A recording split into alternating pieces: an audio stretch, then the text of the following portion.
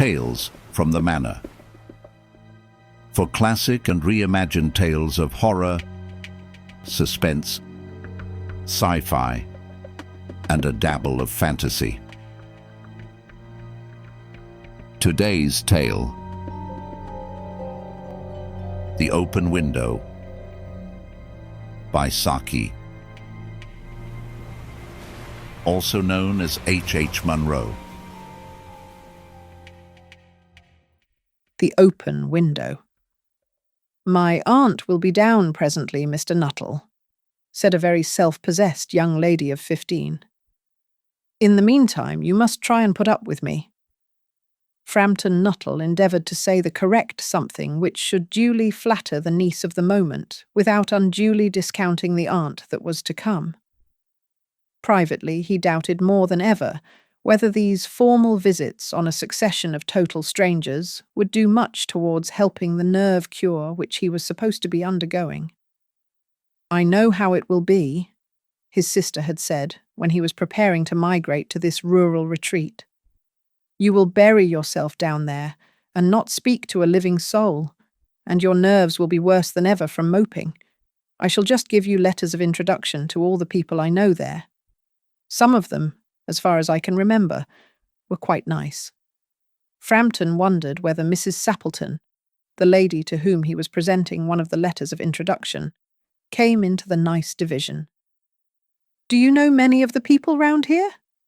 asked the niece, when she judged that they had had sufficient silent communion. "Hardly a soul," said Framton.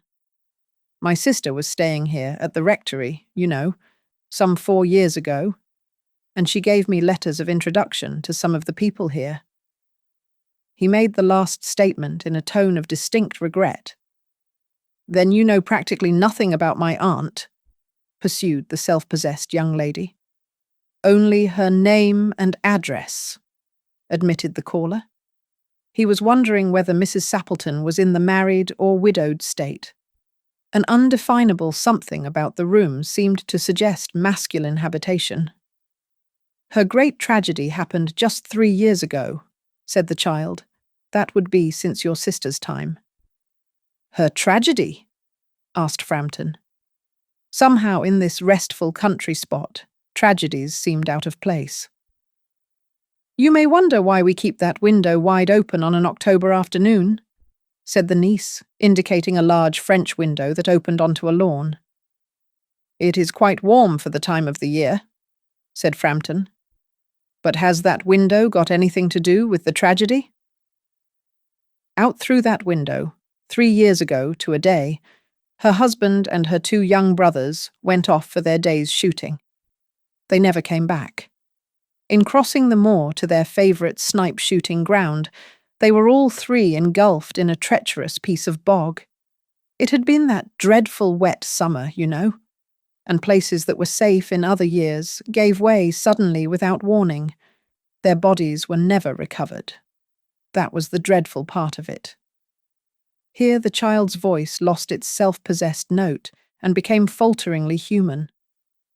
"Poor aunt always thinks that they will come back some day, they and the little brown spaniel that was lost with them, and walk in at that window just as they used to do.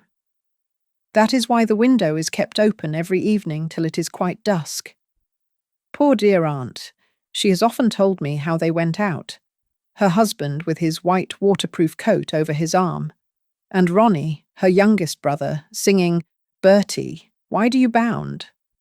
as he always did to tease her, because she said it got on her nerves. Do you know, sometimes on still, quiet evenings like this, I almost get a creepy feeling that they will all walk in through that window."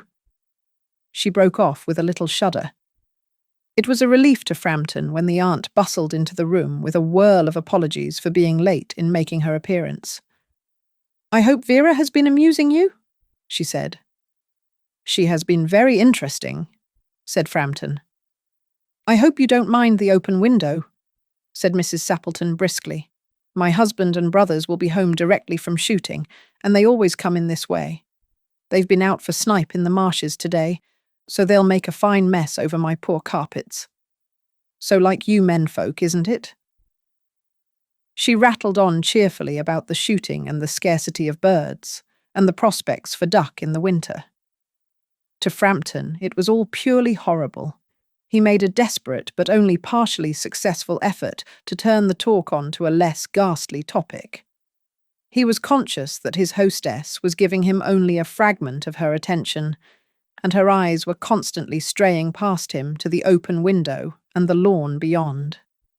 It was certainly an unfortunate coincidence that he should have paid his visit on this tragic anniversary. The doctors agree in ordering me complete rest, an absence of mental excitement, and avoidance of anything in the nature of violent physical exercise, announced Framton, who laboured under the tolerably widespread delusion that total strangers and chance acquaintances are hungry for the least detail of one's ailments and infirmities, their cause and cure. On the matter of diet, they are not so much in agreement, he continued. No, said Mrs. Sappleton, in a voice which only replaced a yawn at the last moment. Then she suddenly brightened into alert attention, but not to what Framton was saying. Here they are at last, she cried. Just in time for tea, and don't they look as if they were muddy up to the eyes?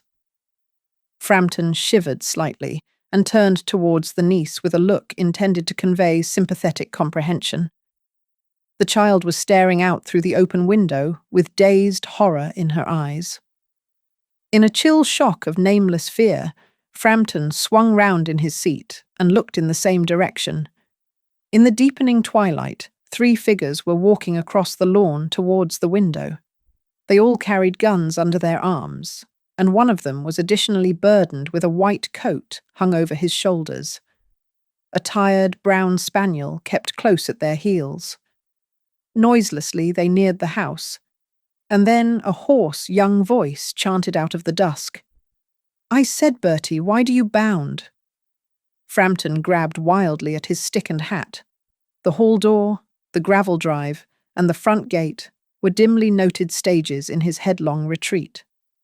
A cyclist coming along the road had to run into the hedge to avoid an imminent collision. Here we are, my dear, said the bearer of the white mackintosh, coming in through the window. Fairly muddy, but most of it's dry. Who was that who bolted out as we came up? A most extraordinary man, a Mr. Nuttel, said Mrs. Sappleton, could only talk about his illnesses, and dashed off without a word of goodbye or apology when you arrived. One would think he had seen a ghost. I expect it was the spaniel, said the niece calmly. He told me he had a horror of dogs. He was once hunted into a cemetery somewhere on the banks of the Ganges by a pack of pariah dogs, and had to spend the night in a newly dug grave with the creatures snarling and grinning and foaming just above him, enough to make anyone lose their nerve. Romance at short notice was her speciality.